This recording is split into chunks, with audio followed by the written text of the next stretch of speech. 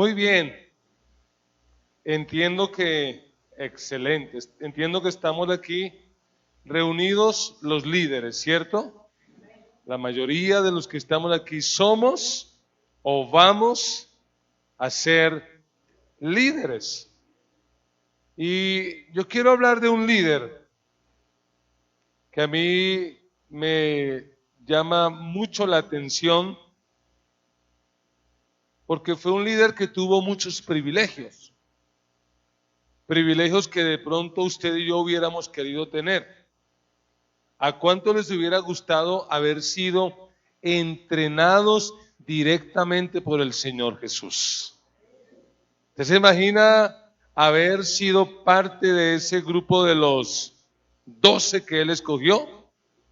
Porque Él tenía cientos y de repente miles de seguidores, pero un día Él decide, dentro de toda esa multitud, elegir a 12.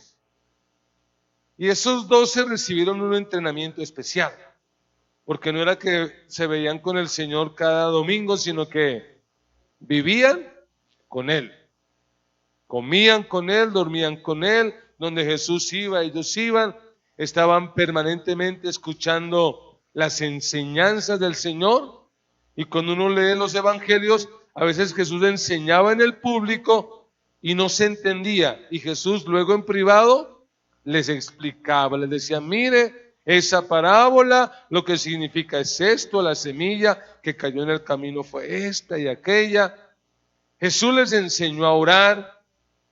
Lo más probable es que les enseñó a sanar un enfermo, a echar fuera demonios.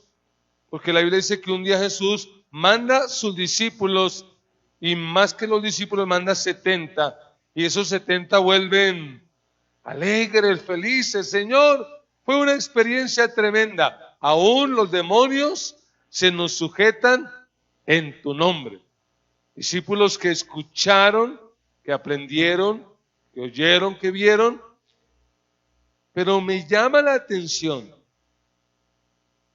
que entre esos discípulos hubo uno llamado Judas, un líder que tenía probablemente la mejor proyección, probablemente era el mejor capacitado, por eso en el grupo lo eligieron y lo nombraron tesorero, es decir, es el más capacitado para manejar las finanzas, así que era una persona que probablemente tenía muchas cualidades, pero que sin embargo usted y yo sabemos, fue un líder que tristemente traicionó a Jesús. Es una pregunta que se ha hecho a lo largo de la historia de la iglesia cristiana. ¿Por qué Judas traicionó a Jesús? ¿Por qué? Con tantos privilegios, con tanta proyección, con tanto perfil, ¿por qué Judas terminó traicionando a Jesús? Y en el Evangelio de Juan, capítulo 13, encontramos algunas posibles respuestas a esa pregunta. ¿Por qué Judas traicionó al Señor? Juan, capítulo 13, versículo 18. Jesús está reunido con sus discípulos, está en el último entrenamiento, en algunas horas va a tener que ir a enfrentarse a la cruz, está hablando de las dificultades, de las pruebas que vendrán, y en el 13:18 dice, no hablo de todos vosotros, yo sé a quién he elegido. Pero ¿qué más dice? Mas para que se cumpla la escritura, el que come pan conmigo levantó contra mí su calcañar. ¿De quién está hablando? De Judas. Aquí está la primera posible respuesta. ¿Por qué Judas traicionó a Jesús? porque así estaba escrito. Ahí Juan dice, para que se cumpliera la escritura. Entonces, una posible respuesta, ¿por qué Judas traicionó al Señor? Porque así estaba escrito. Y veamos una posible respuesta más. En ese mismo capítulo, versículo 26, le preguntan a Jesús, Señor, ¿quién es el que te va a traicionar? Y Jesús responde, a quien yo diere el pan mojado, aquel es. Y mojando el pan, lo dio, ¿a quién lo dio? A Judas Iscariote, hijo de Simón. ¿Y qué más dice la Biblia? Y después del bocado, Satanás entró en él. Entonces Jesús le dijo, lo que vas a hacer, hazlo más pronto. Segunda posible respuesta, ¿por qué traicionó Judas a Jesús? Porque Satanás entró en él. Hasta aquí, con estas dos posibles respuestas, uno como que empieza a decir, pobrecito Judas. Finalmente él como que fue una víctima. ¿Por qué? ¿Por qué lo traicionó? Así. Es decir, el pobre no tenía opción, ya estaba escrito. Y la segunda razón, porque Satanás, no, pues pobrecito. Y cuando uno escucha la historia de algunos líderes que fracasan, que pecan y que fallan, siempre vamos a encontrar esas dos respuestas. Hermano, ¿qué pasó? ¿Por qué fallaste? Y no lo dicen de esa manera, pero casi que lo van a entender. Pastor, la verdad es que así estaba escrito. Ya como que Dios había predestinado que eso me ocurriera a mí. Hermano, ¿qué pasó? Pastor, la culpa fue del diablo. Es que el diablo es terrible, pastor. Yo no tenía opción. Yo fui allá y el diablo se me apareció. Una hermana me dijo un domingo, pastor, esta semana se me apareció el diablo. Y yo le dije, hermana, ¿cómo así? ¿De verdad? Sí, se me apareció. Y me dio como esa curiosidad evangélica. Le dije, hermana, ¿y cómo era el diablo? Hijo de uno con 80 y unos ojotes. Y era, uy, se me apareció el diablo. A algunos se les aparece el diablo 90, 60, 90. La verdad es que no podemos aceptar esa respuesta. No fue porque así estaba escrito, es decir, no fue porque Dios lo determinó. Judas no fue un robot de Dios y tampoco fue porque el diablo lo obligó. Realmente Judas fracasó, Judas le traicionó al Señor por decisión propia, porque sencillamente él quiso. Porque Dios a los seres humanos y también al liderazgo nos ha dado el don de la libertad, el don de elegir, el don de escoger qué queremos hacer. Yo quiero que veamos en esta hora una palabra que he titulado ¿Cómo evitar el fracaso espiritual? ¿Cómo evitar el fracaso espiritual? Pastor, ¿y por qué nos predicas eso? ¿Por qué nos vas a hablar de eso? Porque si Judas, que tuvo tantos privilegios, que tuvo tantos beneficios, fracasó, el riesgo de que tú y yo fracasemos es mucho mayor. Pero les tengo una buena noticia y es que podemos evitar el fracaso espiritual. Dígale al que está a su lado, podemos evitar el fracaso espiritual. Sí se puede. Y yo quiero que a la luz de la palabra entendamos esa verdad. Sí se puede.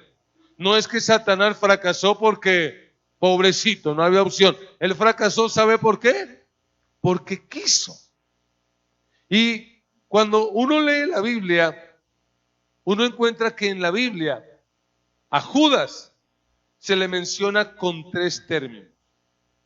A Judas se le llama ladrón, se le llama traidor y se le llama diablo. Ladrón, traidor y diablo.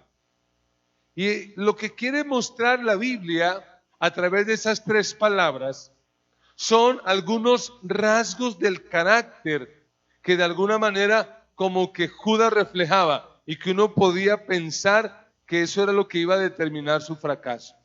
Judas era ladrón, traidor y diablo. Por eso fracasó. Y yo quiero que a la luz de la vida de Judas veamos cómo evitar el fracaso. Porque yo creo que no vamos a fracasar. No vamos a fracasar. Y vamos a ver algunas de las formas en las que podemos evitar el fracaso. La primera palabra de la que quiero mencionar, con la que la Biblia me llama a Judas, es ladrón. Y quiero que se devuelva allí en el capítulo 12 de Juan y leamos un relato donde se menciona a Judas de esa manera.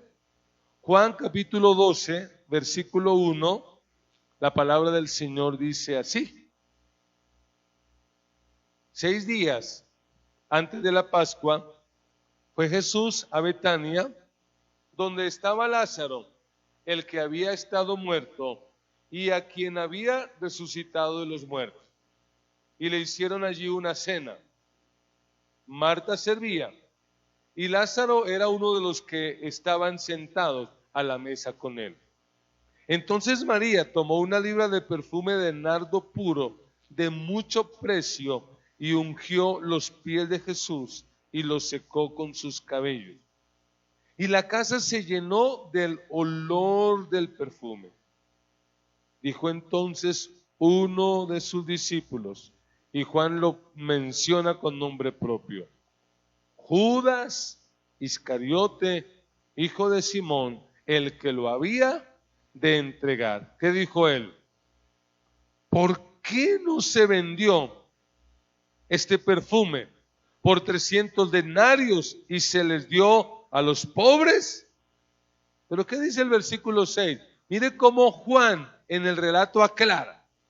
Porque cuando uno escucha a Judas decir eso, ¿por qué no se vendió esto y se dio para los pobres? ¿Uno qué pensaría? Uy, ese Judas bien. Ese Judas hay que encargarlo de la pastoral social. Él es el que más se interesa por los pobres. Mire cómo ama a los pobres. Pero ¿qué dice Juan? Versículo 6. Pero dijo esto no porque se cuidara de los pobres, sino porque era ladrón y teniendo la bolsa sustraía de lo que se echaba en ella. Oiga eso. Jesús lo llama aquí. Juan lo descubre. ¿Y cómo lo llama? Ladrón. Sencillamente era un ladrón. Uno puede imaginarse, y cuando uno lee la historia del Evangelio, uno se puede imaginar a Judas. ¿Y cuál cree usted que era el sueño más grande que tenía Judas en su corazón? ¿Cuál era el anhelo más grande de su vida? ¿Con qué soñaba Judas? Yo quiero ser rico. Yo quiero tener plata. Yo quiero ser una persona poderosa financieramente. La visión de Judas era ser rico al costo que fuera.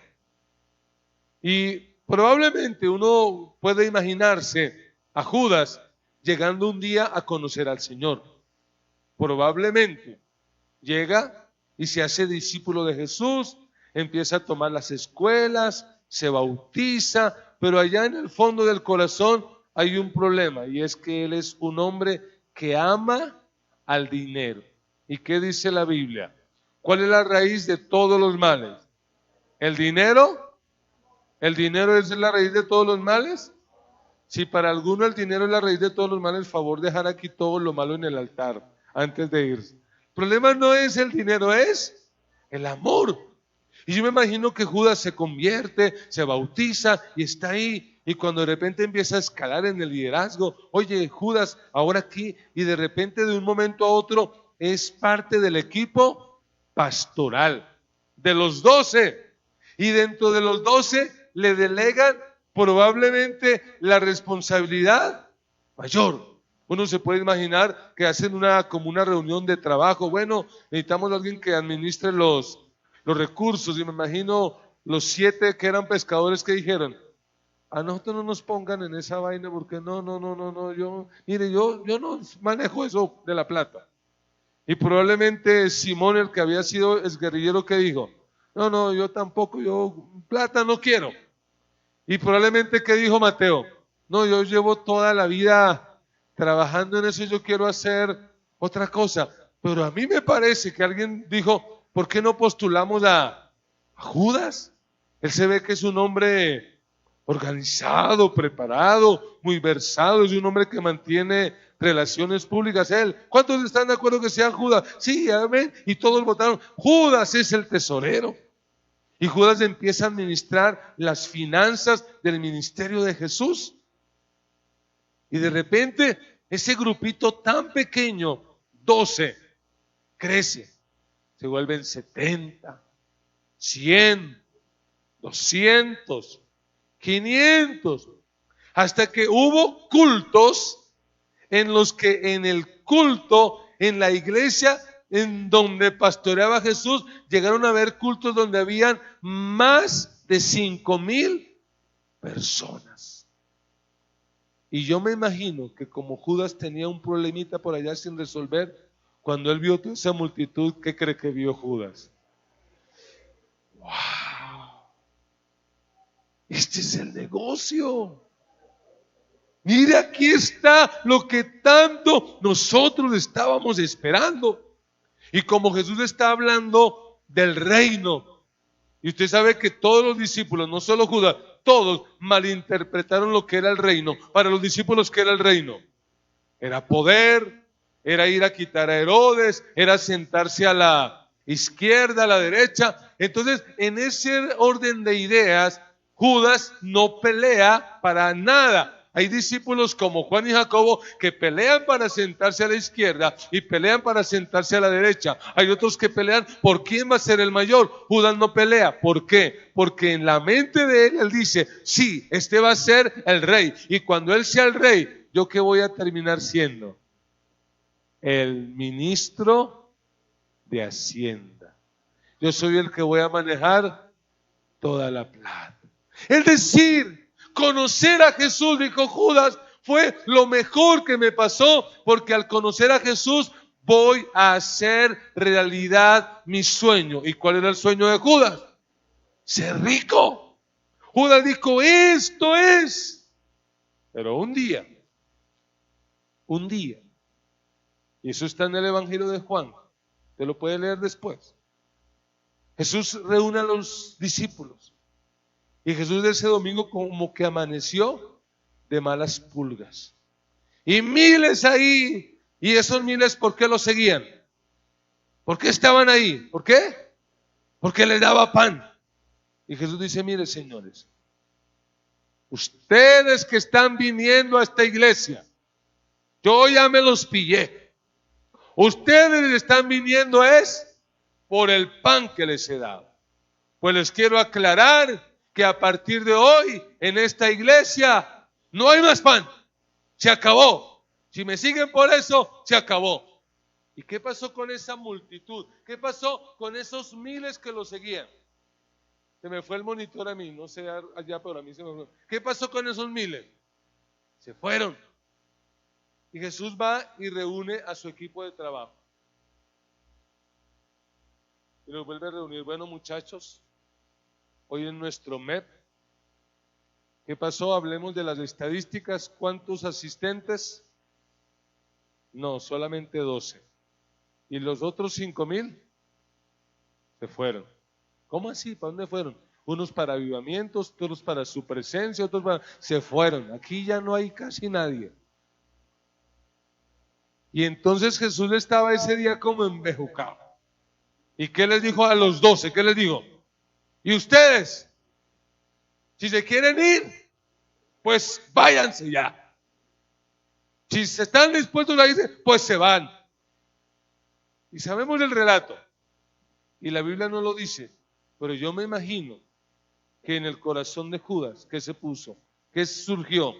Una frustración, porque ¿qué dijo él? ¿Y mi sueño? ¿Y mi negocio? Y yo me imagino que Judas dijo, oh, yo no me voy a poner a perder 3 años de mi vida. Y probablemente Judas se fue al Ministerio de Protección Social y dijo, ¿cómo les parece que yo he sido el administrador de los recursos de una iglesia de un tal Jesús y llevo 3 años y ahora pues no hay gente y quisiera saber cuánto me toca de indemnización? Y entonces le dijeron, mire, la indemnización por cada año son 10 monedas de plata. Entonces, como son 3 años, son 30 monedas de plata. ¿Y por cuánto vendió Judas al Señor? Por 30 monedas de plata. ¿Por qué? Porque Judas vio a Jesús como el medio para enriquecerse. Y si usted y yo queremos evitar el fracaso espiritual, lo primero que tenemos que hacer es combatir el amor al dinero. Gracias, hermano. Dios lo bendiga. Lo primero que tenemos que combatir es el amor al dinero. Eso no puede tener cabida en el corazón de un líder. ¿Por qué? Porque cuando seguimos a Jesús por intereses personales, cuando seguimos a Jesús creyendo que va a ser el medio por el cual nos vamos a enriquecer, vamos a terminar traicionándolo. Y yo quiero que quede bien claro, Cristo no es el medio, Cristo es la meta suprema de todo líder. Cristo no es algo que yo puedo usar para mis fines personales, Cristo es el todo para nosotros. ¿Por qué la Biblia y yo de manera particular estoy tan enojado con esta herejía de la teología de la prosperidad? Porque sencillamente la gente ha hecho de la iglesia y ha hecho de Jesús un medio por el cual creen que van a salir de la pobreza. Qué triste. Pero hoy en día, y usted lo verá mañana en esta ciudad de Bogotá, lamentablemente, mucha gente visitando, y abro comillas, iglesias evangélicas, pero ¿por qué están visitándola?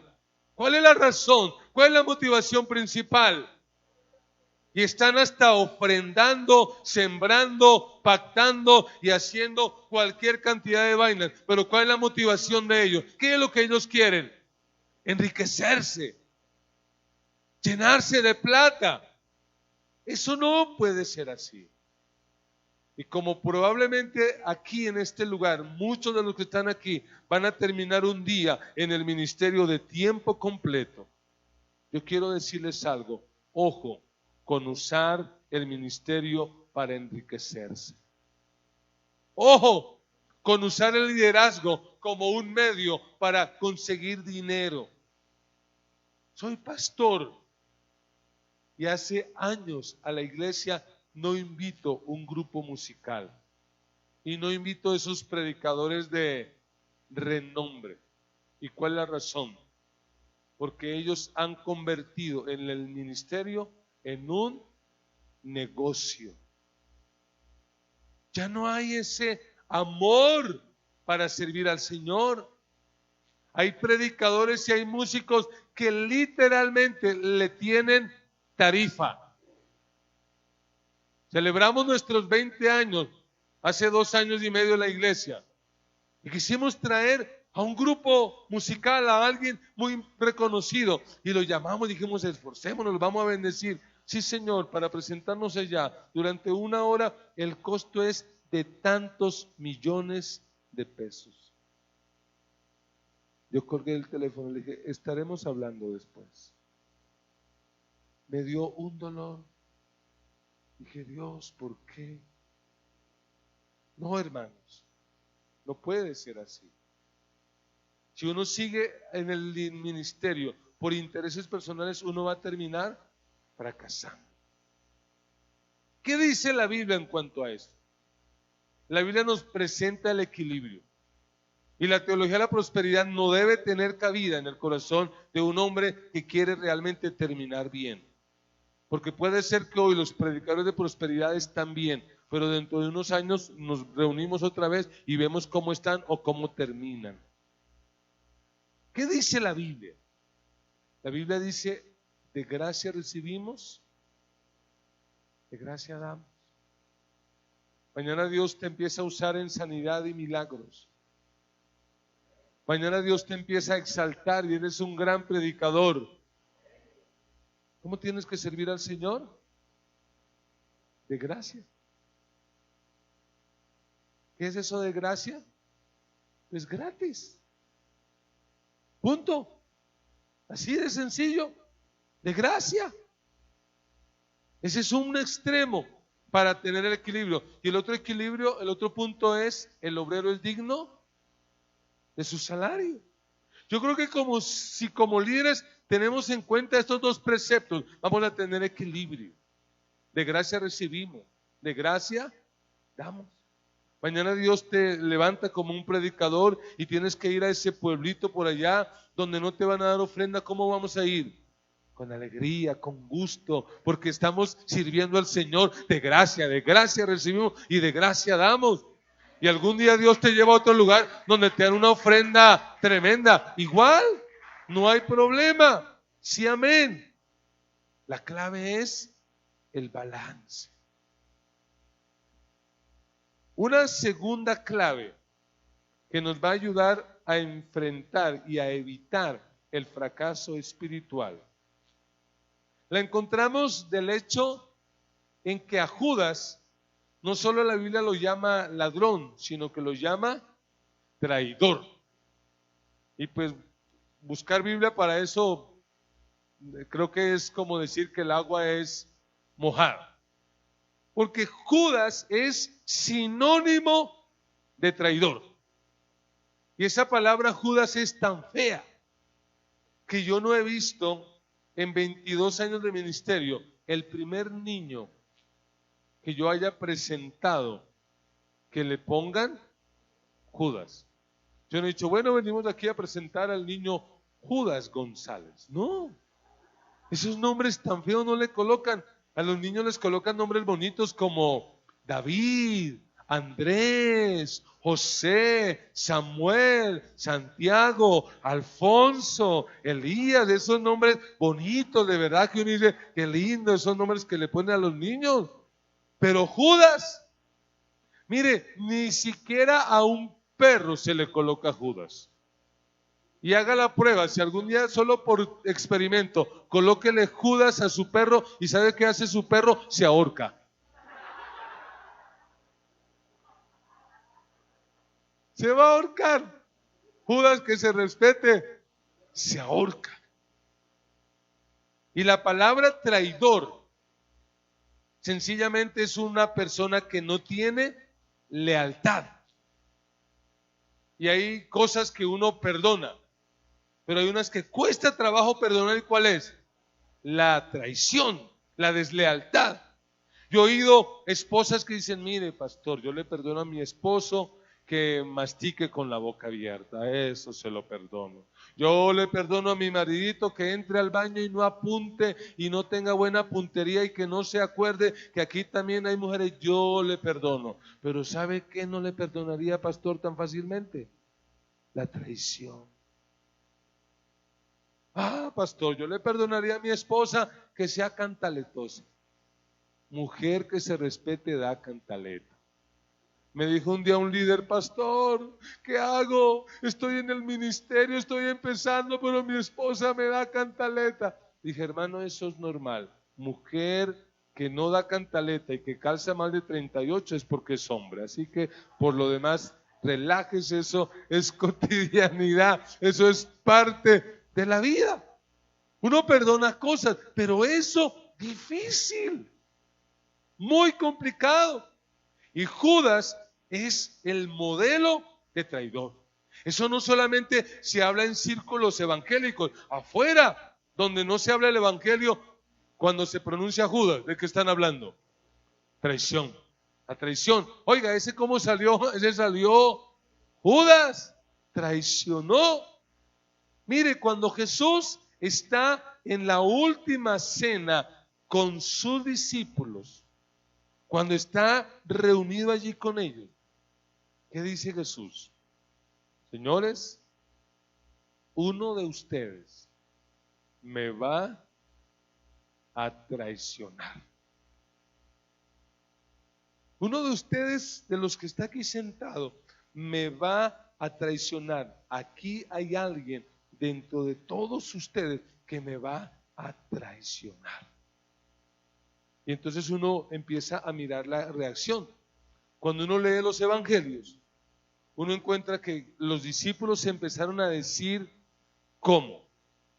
¿Seré yo Señor? ¿Seré yo Señor? ¿Seré yo Señor? Pero de manera curiosa, los mismos evangelios dicen que Judas nunca llamó a Jesús Señor, sino que lo llamó Maestro.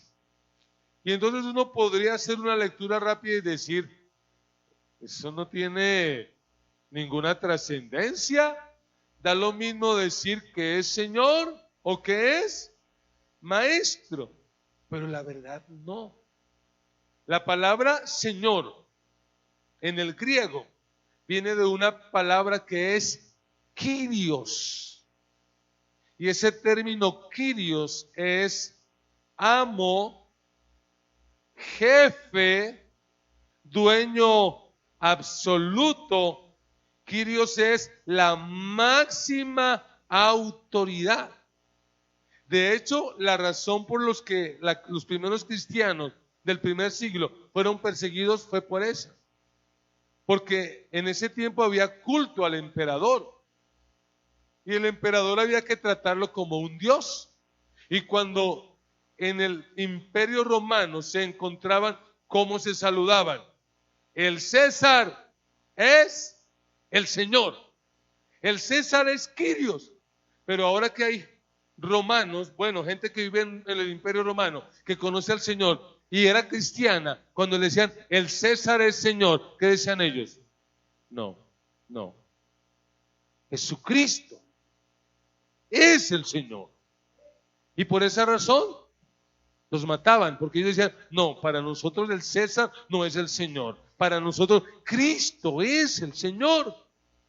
¿Y dónde vemos evidenciado eso? Mire, cuando María va y unge los pies de Jesús, ¿qué dice Judas?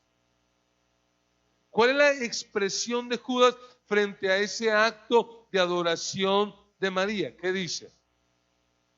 ¿Por qué semejante desperdicio? Para Judas, eso fue un desperdicio. ¿Y cuánto costaba ese perfume, según dice la Biblia? 300 denarios, es decir, el equivalente al salario de un año, que en plática mal contada, en pesos colombianos sería como 6, 7 millones de pesos. Es decir, el perfumito que esta señora le aplicó a Jesús, y no fue unas goticas, sino fue todo el frasco. ¿Cuánto costaba ese perfume? Pongámosle 7 millones de pesos, igualito al que usted y yo usamos, ¿cierto? Que llega la hermanita Chencha con la revista de Jean Valjean y dice: no, deme el de oferta, al que está con el 70%. ¿Usted se imagina cómo si tuviéramos un perfume de 7 millones, cómo lo usaríamos? ¿Cómo haríamos? Ya, guardemos eso. Esto tiene que quedar para los hijos de mis hijos, porque esto es muy caro. Pero esta mujer, ¿qué hace? Lo aplica todo. ¿Y a dónde lo aplica? ¿En la cabeza? ¿En dónde lo aplica? Oiga, esta mujer tenía un concepto tan alto de Jesús que dijo, este perfume no es digno de su cabeza. Este perfume escasamente es digno de sus pies. Pero para Judas, ¿qué era eso? Lo que Judas le está diciendo es, ese hombre al que esta mujer le está aplicando ese perfume, ese hombre no se lo merece, no lo vale. Pero para María sí valía. ¿Por qué? Porque para María Jesús no era el maestro. Para María Jesús era el Señor. Así que si queremos evitar el fracaso espiritual, lo segundo que tenemos que hacer es fortalecer nuestra lealtad a Jesucristo. Si hay algo que usted y yo necesitamos es ser leales a Cristo. ¿Por qué hay personas que no porque se trastearon del barrio, no por razones de fuerza mayor, porque hay gente que no es leal a una iglesia, que no es leal a un ministerio, y con mucho temor y con mucho respeto lo digo, porque hay gente que es así, porque en el corazón llevan el espíritu de Judas, y porque fácilmente, como cambiarse de camisa, se cambian de iglesia. Y no solo van a terminar cambiando de iglesia, sino que un día, Dios los guarde, van a terminar cambiando hasta de Dios. Porque están como escarbando y mirando por ahí. Cuando yo no soy leal, yo voy a cambiar. Judas, cuando vio que Jesús no llenó su expectativa, ¿qué hizo Judas? Lo cambió. Tenemos que ser leales. Tenemos que aprender lo que es la lealtad. A veces yo me pongo a mirar la vida de los discípulos de Jesús. Y hay un discípulo del que nos reímos tanto, el pescador, Simón Pedro. ¿Cómo era él? ¿Cómo cuando usted lo lee, cómo era él? Atravesado, ordinario, mal hablado. ¿A qué cree usted que olía la ropa de Pedro? O sea que ahí salió el dicho de los muchachos, ¿no? Ábrase que huele a pescado, me imagino, porque ese pescado era penetrante. Pero mire en el Evangelio de Juan, capítulo 6, versículo 66. Cuando la multitud se va y abandona a Jesús, Juan 6, 66 dice: desde entonces muchos de sus discípulos volvieron atrás y ya no andaban con él. Dijo entonces Jesús a los 12: ¿queréis acaso iros también vosotros? Y le respondió el atravesado, el ordinario, el mal hablado, el poco elegante Simón Pedro. ¿Qué le dijo? Señor, pero ¿a quién iremos? Tú tienes palabras de vida eterna y nosotros hemos creído y conocemos que tú eres el Cristo, el Hijo del Dios viviente. Amén. ¿Qué puede uno ver ahí en la actitud de este hombre ordinario y rústico? Ordinario, rústico, mal hablado, pero ¿cómo era? Leal. ¿Y sabe lo que esta iglesia realmente necesita? Líderes leales.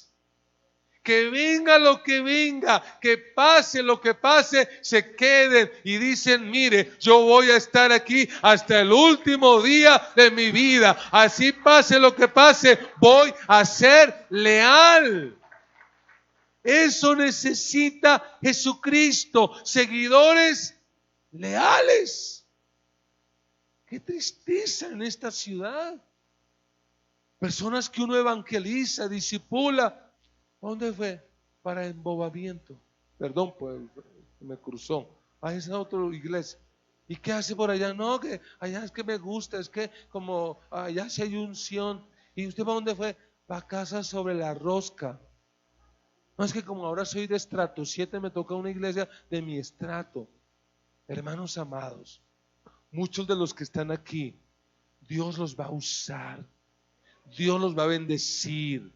Por su fidelidad a Dios, Dios a algunos de ustedes los va a llevar a los estratos más altos de la sociedad, los va a bendecir enormemente, pero hoy yo quisiera animarlos a que ustedes sigan siendo leales y fieles al propósito y al proyecto que Dios tiene para este lugar. Se necesita lealtad. ¿Cómo hace falta la lealtad? No hay nada que hiera más el corazón de Dios y el corazón de un pastor que las personas desleales, que las personas ingratas. Yo no sé cuántos me habrán hecho llorar y me habrán hecho caer cabello, pues ya no se me cae casi, ¿no? Y la razón es por su deslealtad. Pero aquí vemos a ese Pedro.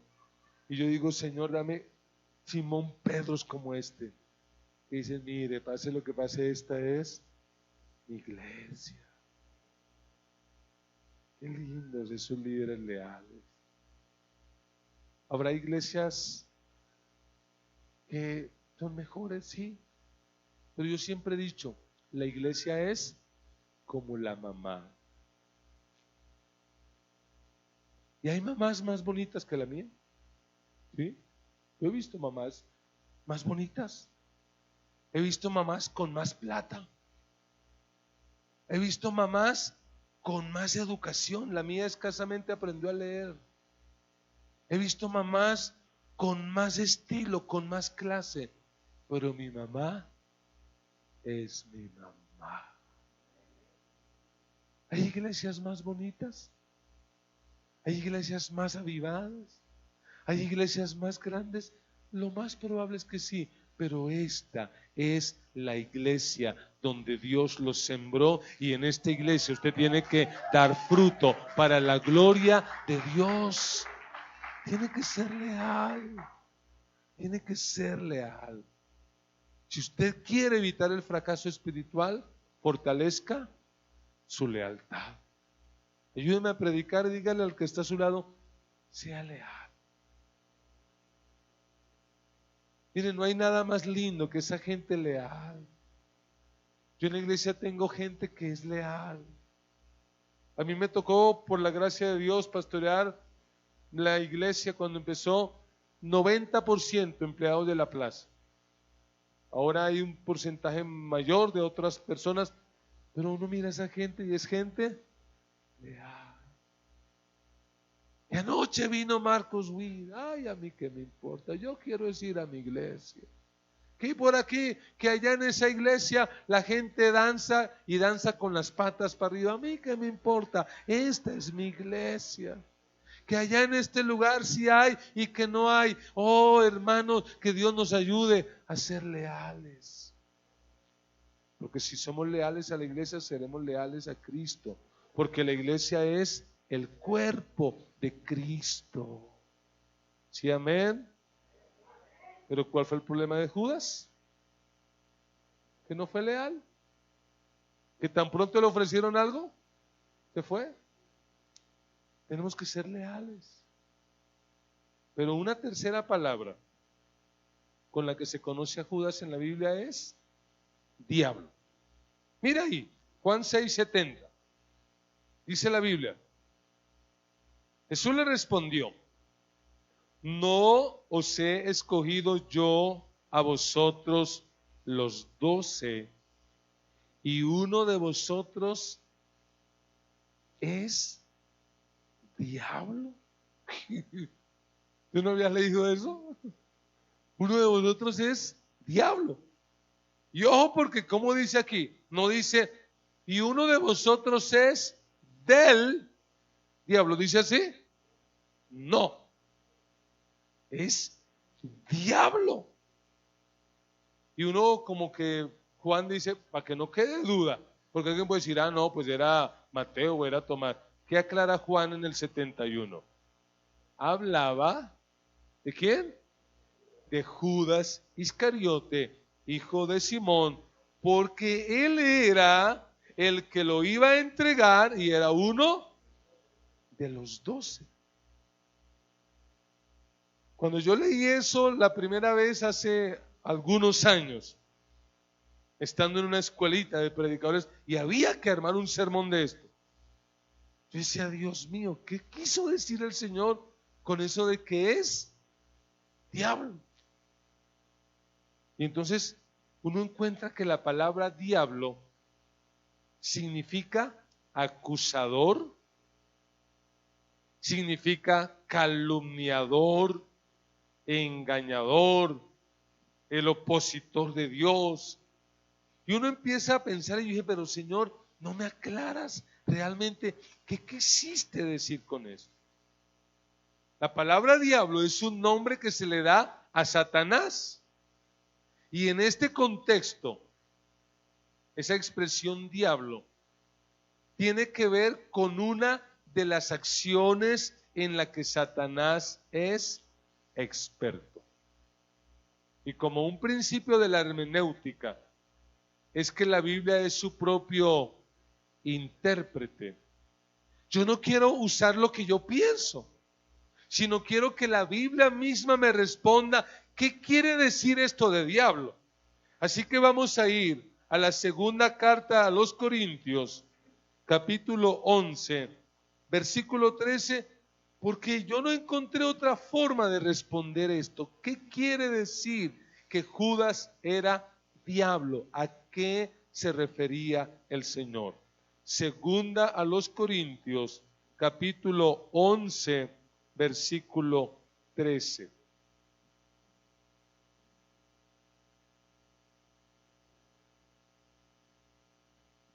¿Lo tenemos? Dice el apóstol Pablo, porque estos son falsos apóstoles. No voy a tocar el tema hoy para nada, otro día para que el pastor me invite. Estos son falsos apóstoles, obreros fraudulentos que se disfrazan ¿de qué? De apóstoles de Cristo. Dan ganas de hablar, pero no lo voy a hacer. Versículo 14. Y no es maravilla, porque el mismo Satanás se disfraza como ángel de luz. Así que no es extraño si también sus ministros se disfrazan como ministros de justicia, cuyo fin será conforme a sus obras. A ver, ¿en qué es experto Satanás? ¿Qué hace Satanás? Se disfraza. ¿Qué hacen los falsos apóstoles? Se disfrazan. Es decir, cuando la Biblia dice que Judas era diablo, lo que está diciendo es que Judas fue experto ¿en qué? En disfrazarse. Fue experto en disfrazarse. Por eso cuando le aplican el perfume a Jesús, él se disfraza y ¿qué dice? Oh, qué desperdicio. Esto debimos haberlo vendido y haberlo repartido entre los pobres. ¿De qué se disfrazó? Ay, tan lindo, cómo ama a los pobres. Pero Juan, que lo conoce, ¿qué dice? Que va, ese man lo que era un pícaro. Ese man era un ladrón de primera. Ese man robaba, era una rata, pero terrible. Ese era Juan, ese Judas robaba. Es decir, ¿qué hace Juan? Le quita. Ese era un ladrón, ¿qué cuento? Él era un experto en disfrazarse. En la última cena, cuando Jesús dice, oigan, uno de ustedes me va a traicionar. Uno de los que está aquí me va a traicionar. Vamos a Juan 13 y ya vamos a ir terminando. Juan 13, versículo 21. Habiendo dicho Jesús esto, se conmovió en espíritu y declaró. Y dijo, de cierto, digo que uno de ustedes me va a entregar. Entonces los discípulos dijeron, Judas es. ¿Sí, amén? ¿Qué dice la Biblia que hicieron? Es decir, ¿era evidente que Judas era el traidor? No, Judas estaba como y se miraban. ¿Y qué decían? ¿Pero quién? Y el texto no lo dice, pero usemos nuestra imaginación santificada y pensemos, posibilidad número 1, ¿cuál? No. Posibilidad número 1, ¿quién cree? Dígalo. Pedro. Eso fue Pedro. Ese Pedro como es todo, ese es acelerado, ese ni pensó, ese va a terminar, en ese arrebato que tiene, va a terminar traicionando al Señor. Opción número 2. Simón, el que había sido guerrillero. Ese man cuando se dé cuenta que esto no era como él pensaba y que no nos va a quitar el imperio del yugo romano, ese man va a volver a las armas y lo va a traicionar. O probablemente opción número 3 sea Mateo, porque Mateo trabajaba para el imperio. Eso va a ser él. O probablemente Juan y Jacobo, porque es que eran de un carácter así alborotado. Yo imagino el descarte. Y en el último, y probablemente, ¿qué dirían? ¿Judas? No. Judas no. O sea, Pedro sí. Simón el celote, no creo. ¿Judas? No, jamás. Y mire lo que ocurrió esa noche. Versículo 23. Y uno de sus discípulos, al cual Jesús amaba, ¿quién es? Juan. ¿Estaba dónde estaba? Recostado en el pecho de Jesús. A este hizo señas Simón Pedro. Le hizo señas para que preguntara quién era. O sea, uno se lo imagina que está diciendo, ¿quién? Pregúntele que quién. ¿Y qué llevaba ese día a la cena Pedro? ¿Usted sabe con qué iba todavía él al culto? ¿Qué llevaba Pedro? Machete. Pregúntele quién es. Y entonces se recuesta en el pecho y le pregunta, oye Señor, ¿quién es? Y yo me imagino, él no dice, pero me imagino a Jesús diciéndole a Juan, le voy a decir, pero ojo, no me va a faltonear aquí. No se va a tirar la cena del Señor hoy. Yo le digo quién es, pero usted me deja sano. Miren, no digan nada. Yo le voy a decir quién es. Mire, Juan, aquel al que yo le dé el pan mojado, ese es. Y siguen hablando y de repente Jesús le da el pan mojado. Y yo me imagino que Pedro dice, ¿y quién es? ¿Y qué cree que dijo Juan? Ni idea. Usted sabe lo que ocurre donde ese día Juan le diga a Pedro, es Judas, hermano. El evangelio diría, y Pedro se levantó y macheteó y mató a Judas. Es decir, Judas no hubiera muerto ahorcado, hubiera muerto macheteado ese día. Pero lo que hace Juan es decir, ni idea, no, que no se sabe. Lo que quiero que veamos es sencillamente que este Judas, hasta el último del día de su vida, tuvo un disfraz. Versículo 27. Y después del bocado, Satanás entró en él. Entonces Jesús le dijo a Judas, ¿qué le dijo?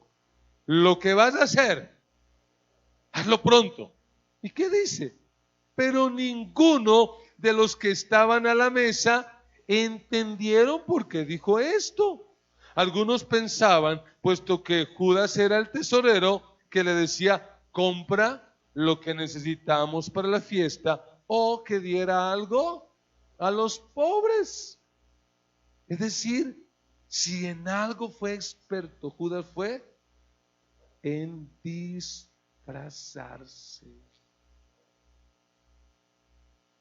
Por eso, si queremos evitar el fracaso espiritual, en tercer lugar, tenemos que aprender a vivir sin apariencias.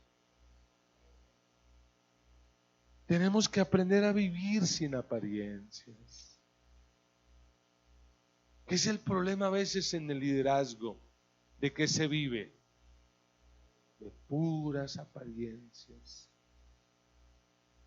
¿Cuántas personas hoy están en iglesias lideradas por esos superapóstoles? Que vaya uno a saber cómo ellos viven. Pueden ser gente perversa.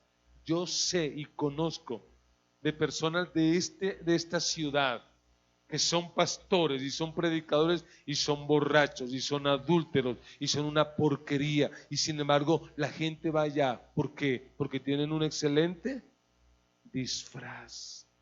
Viven de apariencia. Hace años conozco a su pastor. Hace años conozco a su esposa. Y puedo decirles, tienen tantos errores, pero no viven de apariencias. Y no hay nada mejor que gente confiable. Gente sin apariencias. ¿Cuál es el riesgo a veces de nosotros como líderes? Y a veces, porque somos líderes, tenemos tendencia a aparentar, a disfrazar. Porque decimos, no, si es el pastor no puede pelear con la esposa. Hay algunos que a veces piensan en el hogar de uno y piensan que cuando van a timbrar en la casa pastoral, en la puerta hay dos ángeles que cuando abren, ¡oh, aleluya, aleluya! Y que la pastora, cuando está allá preparando la cocina, está hablando en lenguas. Cuando está allá planchando la ropa, es hablando en lenguas. Usa la manga corta, saca la rama seca y pura hablando en lenguas, sí, pura hablando en lenguas. Yo no sé cuántas veces yo habré tenido que llegar a la iglesia peleando con mi esposa. Yo sé que a ustedes eso les escandaliza porque ustedes nunca han venido al culto peleando. Yo sé. Perdónenme, ténganme paciencia, por favor. No me miren así. Sé que no me... Dije esto y ya nunca me van a volver a invitar. Pero ¿cuántas veces, por la razón que sea, me agarro con mi esposa justo yendo para el culto? No hagan esa cara, yo sé que no les ha pasado y están sorprendidos como diciendo, ¡oh! ¿Cómo trae el pastor Jaime a este hombre aquí? A nosotros nunca nos ha pasado eso. Ténganme paciencia, a mí sí me ha pasado. Y uno va en el carro ahí, yo soy el pastor, yo soy el que manda, yo en la iglesia doy las horas. Y cuando uno va llegando a la iglesia, uno frena el carro. Negrita, bájate, ven mi amor. Ven mi amor. Hermano, el Señor le bendiga, hermana, qué alegría, oh aleluya. Y suben al altar, y que sube uno al altar y dice, oh hermanos, la presencia del Señor está en este lugar. Se siente y termina uno el culto, se sube al carro y... ¿Sabe que yo hace años, tal vez por lo que Dios haya hecho conmigo, decidí vivir sin apariencias? Y he hecho cosas con mis líderes y en el púlpito que mi propia esposa me ha dicho: no lo haga, no diga eso, no se boletee.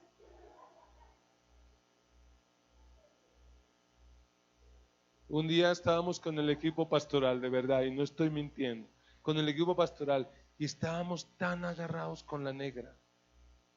Yo dije: hermanos, vamos a orar. No, que oren por esto. Y esas oraciones que son puras oraciones artificiales. Hermanos, oremos por el crecimiento de nuestros grupos, por el distrito, por aquello, por allá. Y de repente un hermano me dijo: pastor, ¿y usted por qué quiere que ore?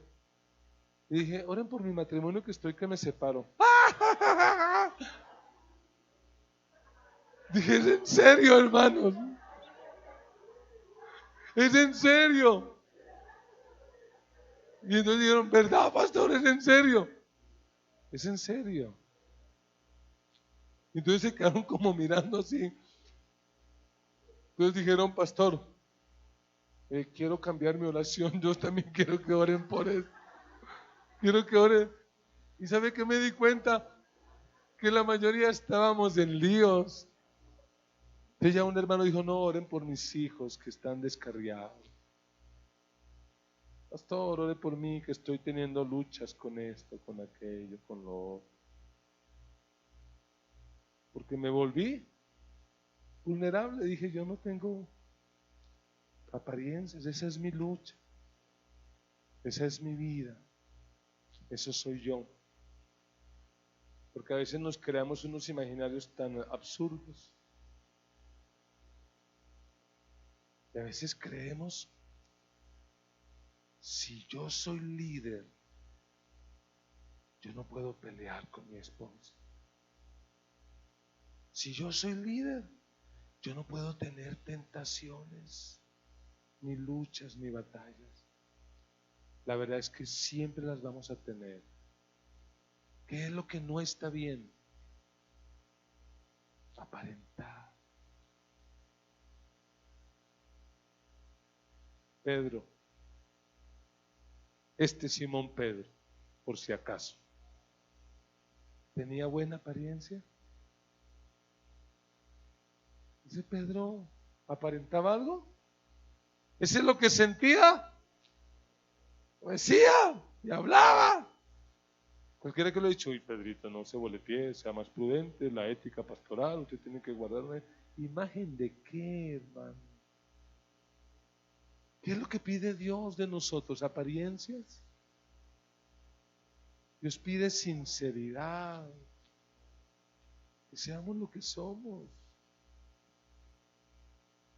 Mira, a mí me impacta mucho el profeta Isaías.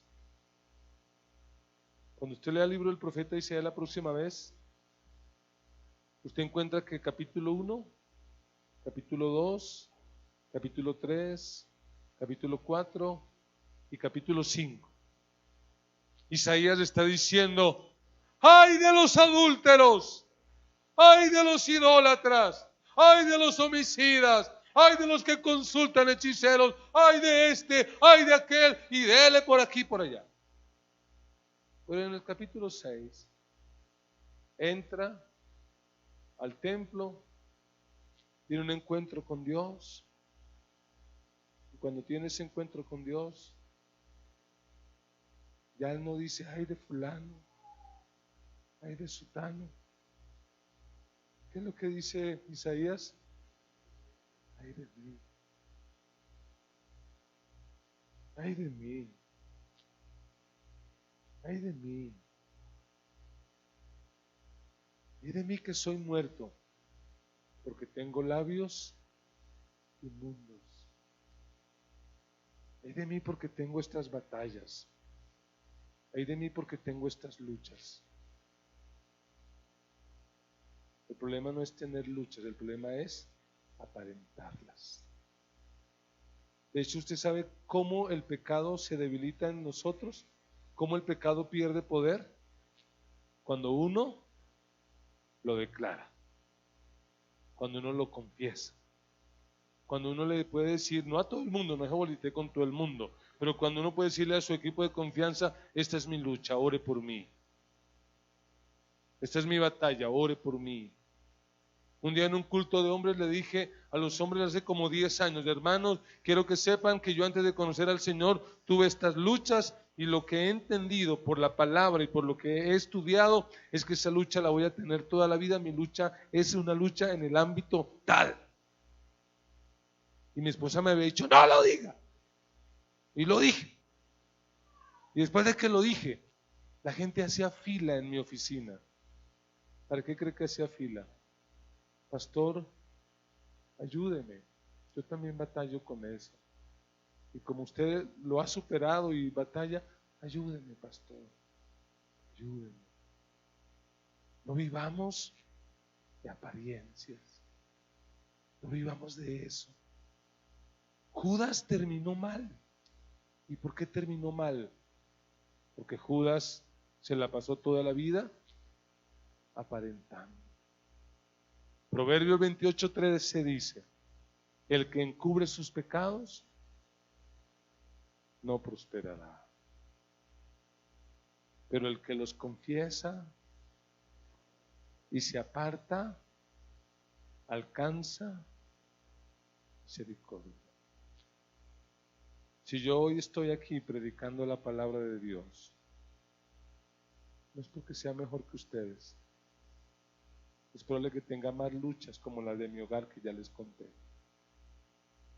Pero he aprendido que si quiero llegar un día a viejo y quiero terminar bien mi carrera, tengo que aprender a vivir sin máscaras. Yo sueño un día, si Jesús no viene antes, muriéndome de viejo. Le he pedido al Señor 80 años. Señor, regálame 80. Déjame vivir 80.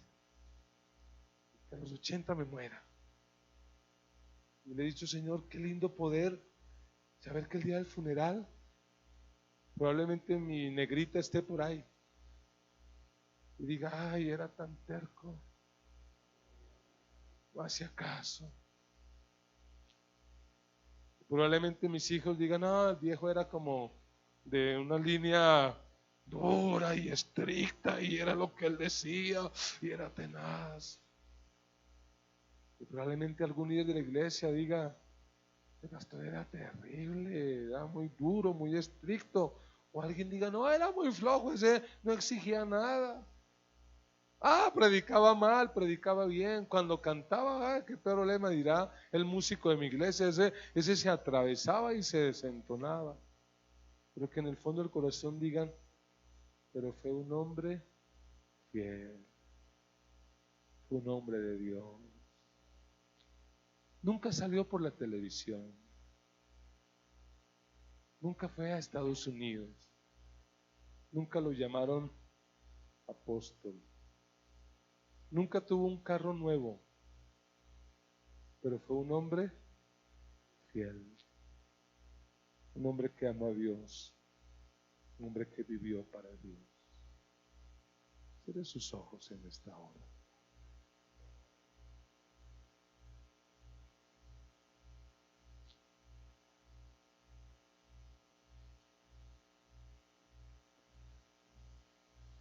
Con sus ojitos cerrados.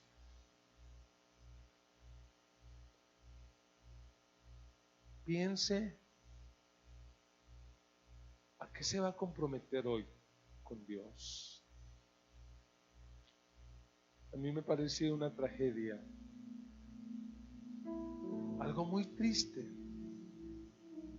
que Judas haya terminado mal. Alguien que tenía todos los privilegios, todas las capacidades para tener bien, para terminar bien, terminó mal. Hablemos con Dios en esta hora. Coloquémonos de pie y hablemos con el Señor. Y digámosle al Señor que nos ayude a servirle por amor.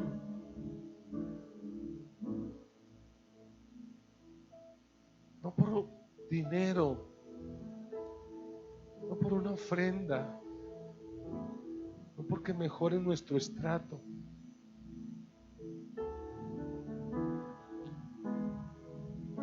que sirvamos a Dios por amor. ¿Qué más privilegio que saber que Él nos escogió? Yo me siento tan indigno. Conocí al Señor estando en las pandillas de Ciudad Bolívar. Tuve una vida tan desordenada. Vengo de una familia campesina. Vengo de una familia tan pobre. Le digo, Dios, ¿por qué me escogiste a mí? No soy digno. Señor, ayúdame a servirte por amor. Guarda mi corazón. Hable con Él, hable con Dios. Dígale al Señor, guarda mi corazón. Que mi servicio a ti esté motivado porque te amo. Que te sirva como una gratitud. Agradecido porque me amaste, porque me escogiste.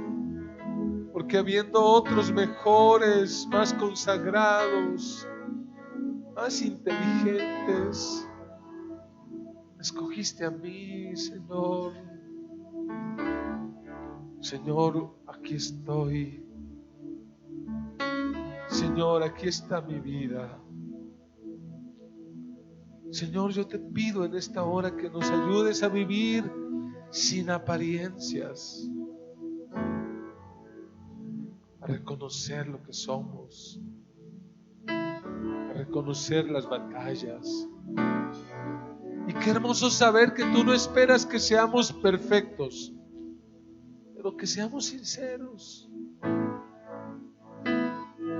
Y que el cometer errores y el tener fallas no me descalifica. Me descalifica el ser hipócrita, el querer aparentar. Señor, ayúdame a servirte por amor. Levante sus manos al cielo y por unos 3 minutos renueve su compromiso de servicio a Dios. Dígale al Señor, Señor, te voy a servir. Me prosperes o no me prosperes. En salud o en enfermedad te voy a servir. En abundancia o en escasez te voy a servir. Me vaya bien o me vaya mal, te voy a servir. Llegue a ser reconocido o no, te voy a servir. Voy a servirte, Señor, porque te amo. Porque estoy agradecido contigo, porque es un privilegio que me has dado. Aún los ángeles anhelan predicar, los ángeles desean predicar y no pueden, y me has dado ese privilegio. Señor, ayúdame a terminar bien. Señor, ayúdanos a terminar bien. Levante su voz en oración y dígale al Señor, ayúdame a terminar bien. Yo no voy a terminar como Judas. Yo no voy a terminar mal, Señor. Ayúdame, Señor, por favor, a seguirte de una forma desinteresada. Ayúdame, Señor, a serte leal.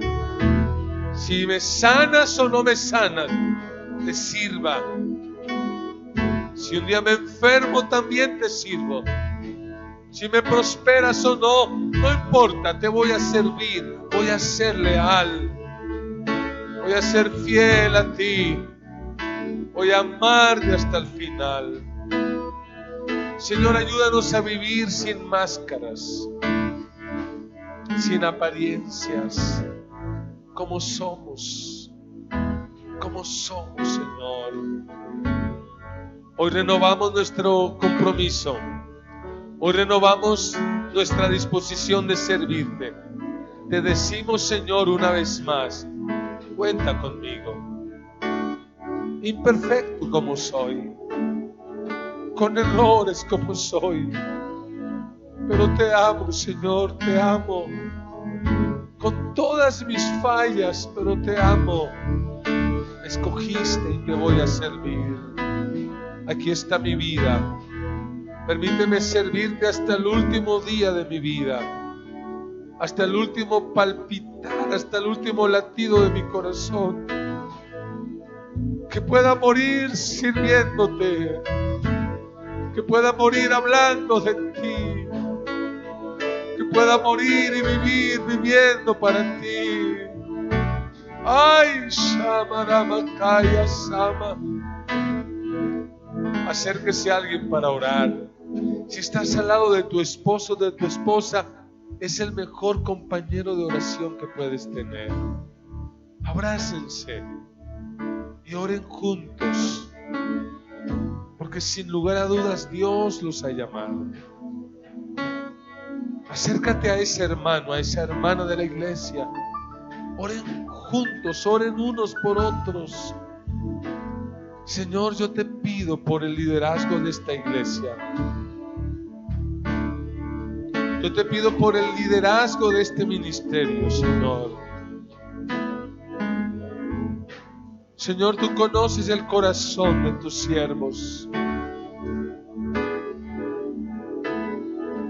Tú sabes que ellos no están aquí por una ofrenda, por dinero. Señor,